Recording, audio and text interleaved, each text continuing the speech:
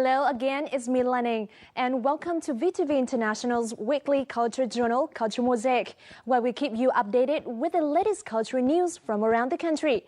Now, in today's show, we'll get to know a talented Hanoian who creates art out of glass, before talking to young and passionate American student performers who have just wrapped up their Asian tour in Vietnam. And last but not least, let's check out how Vietnamese brocade is being embraced in the hands of an Australian artisan. Hanoian man molds art out of glass.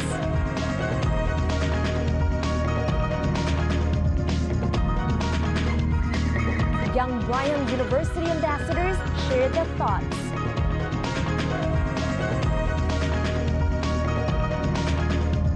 From Vietnamese brocade to future traditions.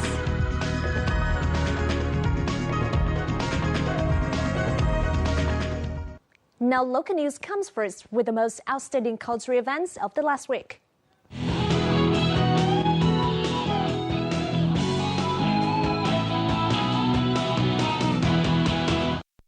Representatives of An Giang Province Muslim community held a ceremony to begin the month of Ramadan at the Mubarak Mosque in Tân Châu town on Wednesday.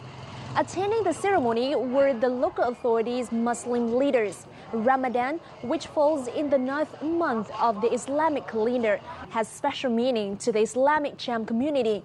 On these days, Islamic followers from 15 years of age obtained from food and drink during the daytime in order to understand the lives led by poor people and to become better citizens. The Islamic Cham ethnic community in An Giang is one of the province's 4 largest ethnic groups, along with the King, the Chinese, and the Khmer.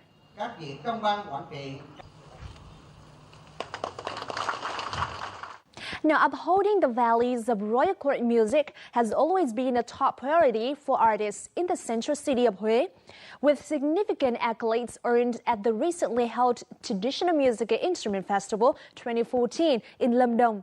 Huế royal court music artists can continue to take pride in bringing the traditional music closer to audiences.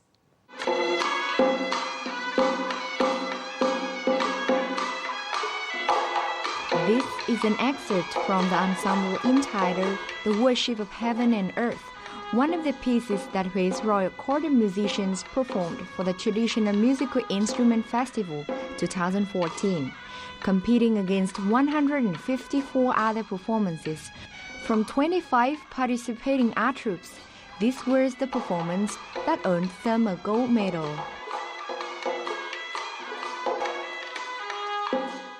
Và chúng tôi cũng đã thể hiện hết mình với vai trò là những cái nhạc công và đạt được những thành tích phải nói là rất là vui mừng, và cảm xúc chúng tôi là phải nói là không có gì tả được, và rất mong muốn trong cái thời gian tới Bộ Văn hóa Thể thao và Du lịch và những cái đơn vị tạo mọi điều kiện để chúng tôi những người nhạc công tham gia nhiều hơn nữa.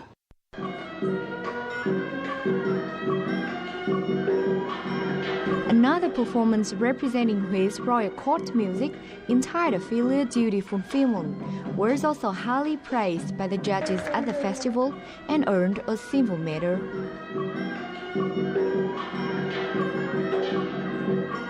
Ban tổ chức cuộc thi đánh giá rất là cao.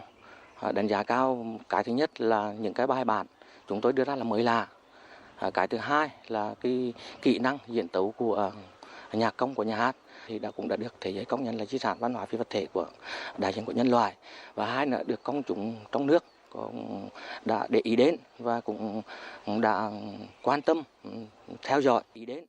Together with local artists' efforts to revive this unique performance genre, many projects to preserve and uphold the values of Huế Royal Court music have been implemented, inspiring artists to pursue their passions for the art. Thì ngay tại nhà hát của chúng tôi cũng đã có những cái kế hoạch rất là dài lâu. Một mặt là luôn luôn cho những nhạc công tập huấn với những nghệ nhân nghệ sĩ, với những cái sưu tầm những cái bài bản cổ để phục hồi lại. In 2003, UNESCO recognized the Huế Royal Court music as a masterpiece of the oral and intangible heritage of humanity. These moves have proven successful in keeping the traditional art alive and bringing it closer to local and overseas audiences. The 6th Sao Mai Điểm Hẹn or Morning Star Rendezvous television singing contest will kick off on July the 4th and will be broadcast live on VTV6. Now, this announcement was made at a press conference on Wednesday afternoon. Also announced at the press conference were the names of the 12 contestants who will enter the final round. This year's television contest will span 8 live shows and will cover various music genres and styles, from pop, rock, and hip-hop to performing duets and foreign songs. This year, the Morning Star Rendezvous contest will take place in Vietnam Television's outdoor studio and will be broadcast live every Friday night at 7 p.m. on VTV6 channel.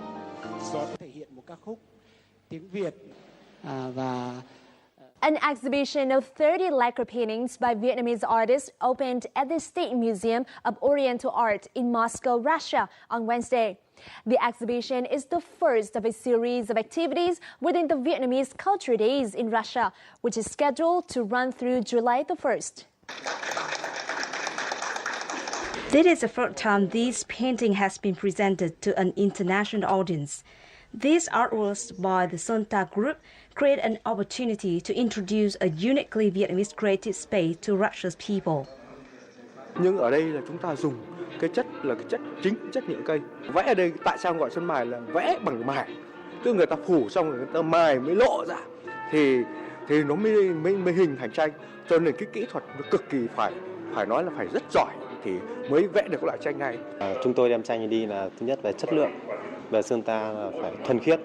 Tôi cũng hơi bất ngờ về khi đem sang đây vì khi tôi vừa mới tháo dỡ ra thì các công chúng đã đến xem và rất chi là xúc động và ngạc nhiên và thấy là chất lượng. Và họ cũng đã hỏi rất nhiều về cái lĩnh vực của mình về sơn ta. The works on display enthrall the viewers with glazes of eggshell, ochre, silver, and gold. And the material seems limitless in its ability to express any style, idea, or subject.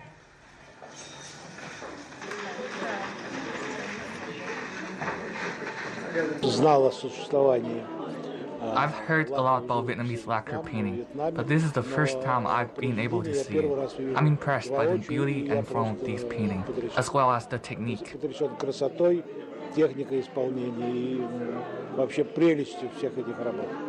Я уже общалась с одним художником и просила меня просто объяснить даже подробнее. I just talked to one of the artists and he carefully explained the painting process to me. I think it's very intriguing and I really admire Vietnamese artists for being able to use new and unique methods to create traditional lacquer paintings. С новыми идеями, с новым видением. According to the director of State Museum of Oriental Art, this is the first exhibition of Vietnamese artwork here in nearly 10 years. The exhibition is expected to be the start of future artistic exchanges between the museum and the Vietnam Fine Arts Museum.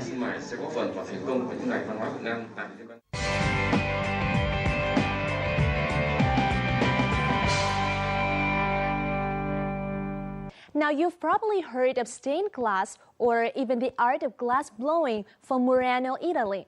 This edition of Culture and Lifestyle will introduce you to a Hanoian man who is known in Vietnam for creating glass paintings and the delicate craft of engraving. So let's have a look.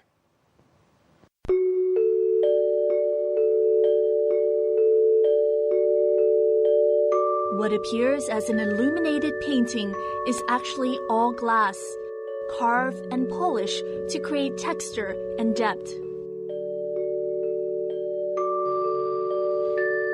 Meet Phạm Hồng Vinh, considered Vietnam's top connoisseur of glass paintings, which all began with simple sketches such as this. The sketching is then scanned into a computer design system, where Mr. Vinh will outline his drawing with vectors. 24 years in the trade now, Mr. Vinh, the first to make glass painting in Vietnam, says such technology have made his job much easier. A specialized laser printer will then etch the outlines onto a sheet of sticky back plastic, and this in turn will be pasted onto the glass to create the base for carving to begin. Trước là mình làm nghề gốm sứ và mình tạo ra các cái thể loại tranh sứ, tranh trên cái chất liệu bằng sứ nung phẳng đấy. Thế thì sau khi bỏ cái nghề sứ này thì mình chuyển sang là mình mới sử dụng cái tấm kính ấy, để thay cho cái tấm sứ, mình vào mình mài, mình vẽ, mình khắc ở trên cái tấm kính đấy và mình tạo màu vào thì nó như tranh sứ. After that, it's off to the dusty part, where artisans will use the force of sand in a sandblast gun to carve onto the glass sheet. Artisan Ving will then polish the carving to ensure a smooth surface to the meticulous etching.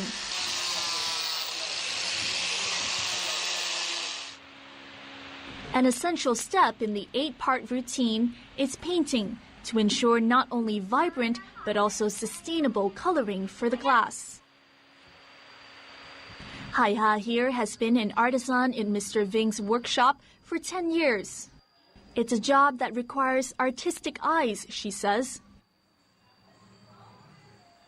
Nếu mà mình sơn họa tiết ở tranh ấy, mà mình phải vẽ ngược, hoàn toàn vẽ ngược bằng trí tưởng tượng của mình, nên cái đấy nó rất là khó. Nó cũng không giống như là những cái sản phẩm khác. Ví dụ họ vẽ thì họ có thể nhìn trực tiếp, đập màu, chấm màu lên, nhưng mà sản phẩm tranh kính này là phải vẽ bằng ngược. The result is what Mr. Ving calls both beautiful and durable glass.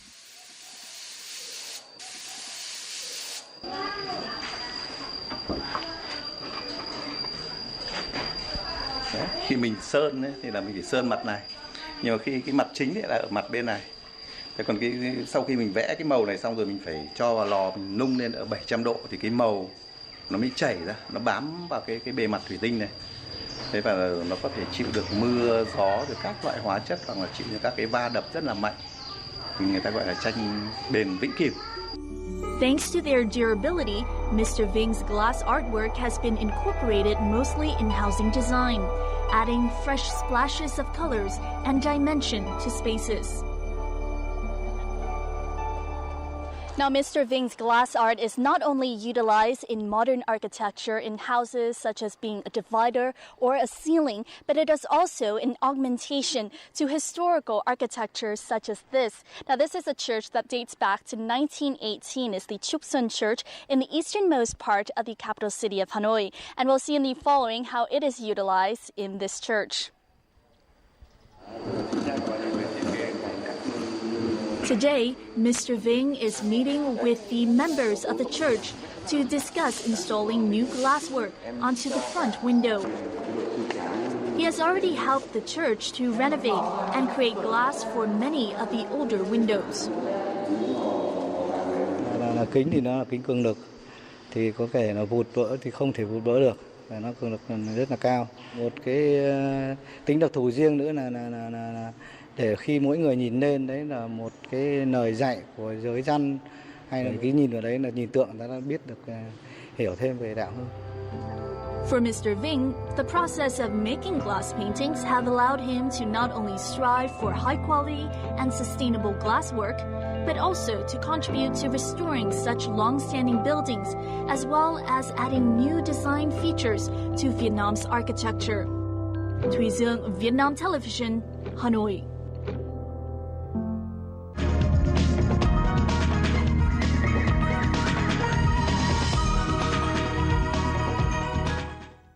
You're tuning into Culture Mosaic, a weekly journal featuring the rich cultural diversity of Vietnam and vibrant international cultural events happening around the country. We hope to become the bridge connecting artists and the words with our viewers out there. So don't go away. We have a lot more in this week's installment coming for you in just a moment.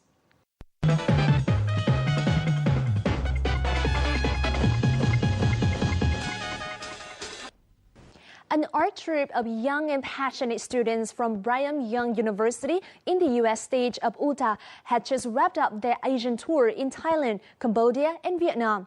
The group is called BYU Young Ambassadors, and and has spent over 40 years dazzling audiences in 67 countries with their charismatic and energy-packed displays of music, dance, and theater. On the Mic this week has an exclusive interview with the group's artistic directors and 2 performers. In the new 90-minute musical revue, audiences had a chance to see 20 of BYU's finest singers, actors, and dancers performing some of the most popular musical numbers from Broadway hits, such as Singing in the Rain, Crazy for You, Brotherly Modern Millie, Into the Woods, Dreamgirls, and Brotherhood of Man. The Young Ambassadors Ensemble is produced by the School of Music in the College of Fine Arts and Communications at Brigham Young University. Brian Booth, the artistic directors, and 2 Brigham Young Ambassador performers, thank you very much for coming to our studio today. Thank you. My first question for you is, why do you choose Vietnam as part of your Asian tour this time? We have a lot of ties at BYU with Vietnam. Through the years, we've been able to come here to present performances. The Young Ambassadors were last here in 1999, so it's been a long time. But other groups from BYU have been here regularly. And our students come here every summer for an internship with the Vietnam Opera Company, and they play in the orchestra. And so we have had these wonderful ties, and we want to continue strengthening those ties because we love Vietnam and the people, and we've had so many great experiences. We want to continue that tradition with BYU and Vietnam. What did you prepare for the 2 performances in Ho Chi Minh City and in Hanoi? We have been rehearsing for about 8 months, since last August, and we perform musical theater pieces from Broadway musicals. We perform songs from Michael Jackson and old songs from the Beatles, lots of Elvis Presley. They're all focused on love. All of our whole show is focused on love and the relationships that we have. So we've been getting this show ready for a long time to be able to come and have it be in a good shape so that we can do the best for the people here. We've taken the time to translate all of the transitions that kind of set up the whole concept of love and the music of our hearts that we need to listen to more often. And all of those things were an effort to meet our audiences in Vietnam, in Cambodia, in Thailand, more than halfway, so that they're not just sitting there looking at an American group going, who are these people? What are they singing about? What is all this? It's so strange and unusual. We tried to choose numbers that are very international. I mean, everybody knows Michael Jackson. And the minute we start singing Man in the Mirror, everybody starts singing along out in the audience, you know. So that kind of preparation in advance, I think, has been helpful to meet our audiences. So the main theme throughout the performance is love. Why is love? I think love is the main theme of life. You gotta have heart and music, heart and music get along. You gotta have heart and music, you gotta have heart and music, heart and music make a song.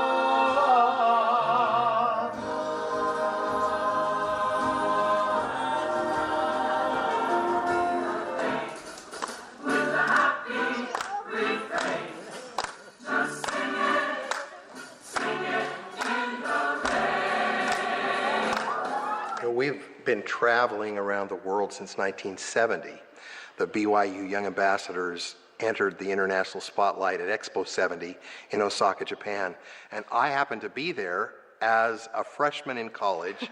I was 18 years old, just turning 19, while I was actually on tour. And that was kind of the beginning for me, experiencing the world. We traveled through, on that first trip, to Korea, Thailand, Taiwan, the Philippines, and spent a long time in Japan. And since that time, the group has toured to 67 countries. Cambodia, on this recent tour just last week, was our 67th country that we visited. And, you know, we travel the world, we eat interesting food, we see wonderful songs and dances and theater from many different nations. And there are lots of things that are unique and different, but we have far more that is the same between peoples of the world than differences. And we're very excited about building friendship ties through the medium of music and dance. It's a universal language. I was very impressed by the energy and the good vibes that you put into each song and each performance. But you're all students, not professional performers, right? Mm-hmm. We're all full-time students, and we audition to be on this group, and it takes as much time as our classes take. This takes about the same amount of time. But we all love it, and we love working together and getting to create music and performances together. And we hope that that shows on stage, the fun that we have together with the band and with our technicians, all working together to put on a good show and express our love and our friendship through music. So what is the most challenging thing to put together a big group of student performers but achieve such a high standard in performing like this? Well, my challenge is that there are so many talented students. How can I choose just 20 singer-dancers? Because I'll have over 100 who want to have the experience, over 100 people that want to come to Vietnam and want to come to Cambodia and to Thailand, and I can only choose 10 women and 10 men. And they're very well prepared. Most of the students at Brigham Young University come from strong families, where their families have encouraged them to develop their talents. So Bailey had dance lessons when she was a little girl for many years, and singing lessons, and Taylor was involved in school musicals at the local high schools and singing in choirs, and so they're just very involved growing up in all the performing arts, and they've had a lot of personal training. So once they get to the university, if they choose one of the performing arts as their major, then they get really intense in their training and develop a lot of flexibility. So it's a tough job for me to decide who am I going to really take, because there's so many possibilities. I love it. It's amazing. We get to work with a lot of great people, and we get to play in amazing places like this. It's a great experience. Are you a music student? Sort of. I'm studying psychology, but I'd like to do music on the side because I love it. I'm majoring in information systems. Being a member of the Young Ambassadors has always been a dream and a passion for me to do, and so I'm grateful for the opportunity I have to be part of this great group. This is my 4th year at BYU, and this is my 1st year as a Young Ambassador. It is so much fun. It's a dream come true. I've always wanted to be on Young Ambassadors since I was about 6 years old, so it's a lot of fun. My husband's in the group as well, and so that's been a lot of fun to be able to travel together and come to this beautiful land together. Performers also surprised Vietnamese audiences with their final song, Trống Cơm, which they practiced only several days before the performance. Everyone loved it, joined right in with us, clapped along, helped us with our lyrics. Why do you choose that Trống Cơm song to perform in front of Vietnamese audiences? Is there anyone to consult you about that? Some of our Vietnamese friends that we've worked with in recent years, and they gave us a whole list of songs, and we maybe asked 5 different people, and on the list of all of them, that was the common song. There were lots of other possibilities, but they felt that it was so well known. I mean, it's an older song, but it was so well known, and then we saw on YouTube some fairly contemporary performances of it. We thought, okay, so we should probably do this. So I've heard these two sitting right behind me in the bus for the last 3 days, just singing the words, singing the words, singing the words. And didn't you want to do a little impromptu performance of the first 2 lines? Okay. Ding. Ready? Ding bong ga gai John kom can I calvo oh my bom and bom oh my bom and bom một ai ta tình con mi một ai ta tình con mi oh my lord oh my đi em nhắc thầm ai muốn nó oh my lady tôi còn nó oh my lady.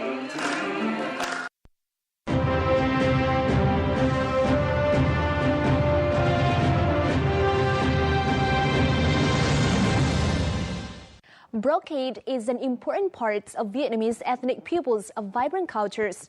Cynthia Mann, an Australian fashion designer, has started a fashion brand named Future Traditions using Vietnamese brocade and Western designs. Let's find out more about Cynthia and her innovative fashion brand.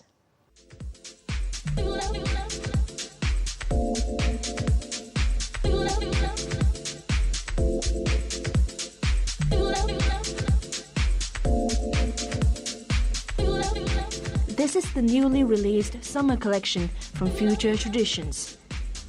Modern dresses and skirts, elegant embroidery, all laid out on brocade fabric.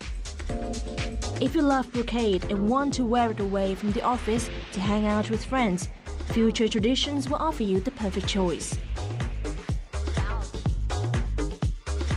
My mother was a fashion designer and my father was a graphic artist, and so I grew up, I learnt to sew as... I was looking for something that reflected my, desire to give these traditional crafts a future. It's kind of giving traditional crafts a future.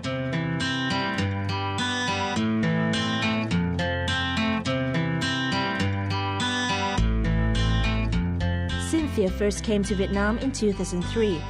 After a few trips through the country's northern mountainous region and a visit to Bắc Hà Fair, she was really impressed by the vivid colors of ethnic people's traditional costumes in the region.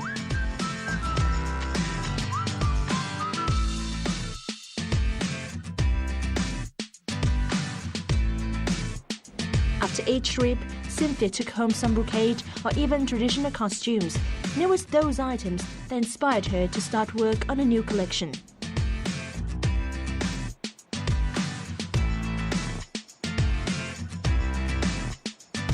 Look, I use mostly a lot of batik, turkam, and that's probably the main textile that I'm using at the moment, but I'm starting to use some hand-woven fabrics as well.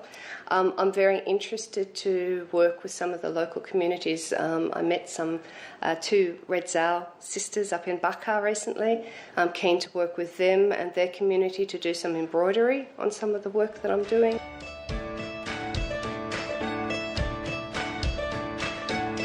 Her passion for fashion and love of Vietnam's beauty have also inspired Cynthia to make accessories for each outfit.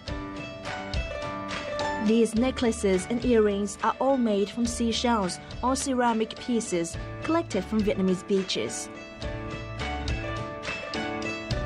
Cynthia always tries to retain the shapes of the seashells, saying the sea has already carved them into perfect forms. This diversity has attracted customers who want to find out more about Cynthia. Many customers, mostly expats, buy Future Traditions designs. They say the designs are not just souvenirs, but also comfortable everyday clothing. The jackets. And with the jacket, what I really like is this bit of Vietnamese pattern that she very elegantly and I think very respectfully has included in the dress. So this is certainly something I will try on and have a look. So it's really good for my work. I work in an office.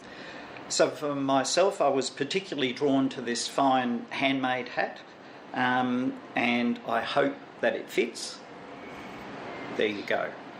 I'll be sure to wear this when I'm walking through the streets of Hanoi.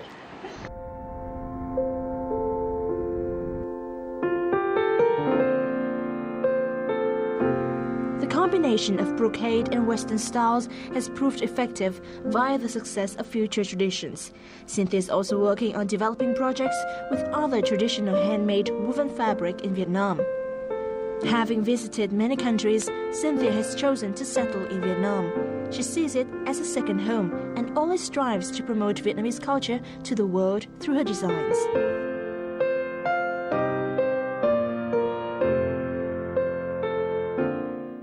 And And this also wrapped up this edition of Culture Mosaic. I hope that you've enjoyed the show. Now, please feel free to contact us at culturemosaic@vtv.vn with any comments and suggestions you may have, or to tell us about any culture events you've been to, and upload your own videos as well.